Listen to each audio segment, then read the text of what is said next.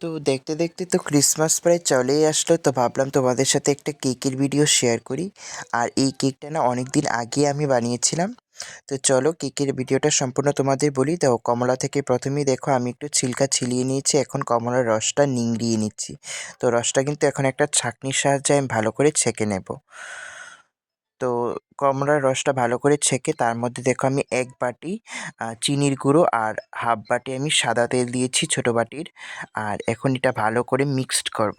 Mixed করলে কিন্তু কেকটা ভালো হবে, ফ্লাফি হবে।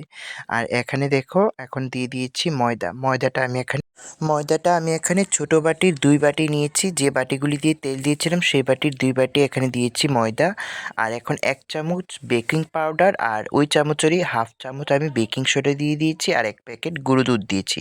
গুঁড়ো দুধটা দিয়ে এখন লিকুইড দুধ দিয়েছি। লিকুইড দুধটা কিন্তু আমি হাফ কাপের মতো নিয়েছিলাম। তো হাফ কাপ দুধ তোমরা বুঝে দেবে, বেশি পাতলা করলে কিন্তু কেকটা ভালো হবে না, তাই আমি একটু একটু বাদে বাদে দিয়ে সবটা মিশিয়ে নিয়েছি। তো আমার ঘনত্বটা কীরকম হয়েছে তোমরা দেখলেই বুঝতে পারবে।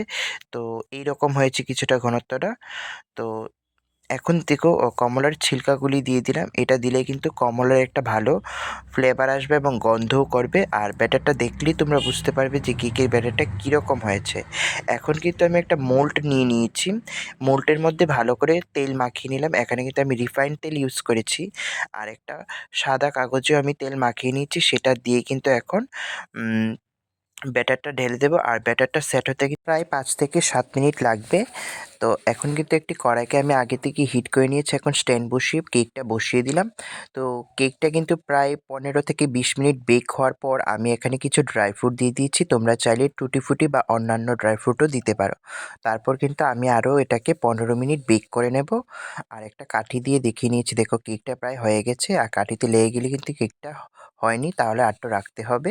আর এখানে কেকটা কিন্তু আমি ভালো করে এখানে বাটি থেকে ছাড়িয়ে নিলাম। তো দেখো কাগজটা কি সুন্দর করে উঠে যাচ্ছে।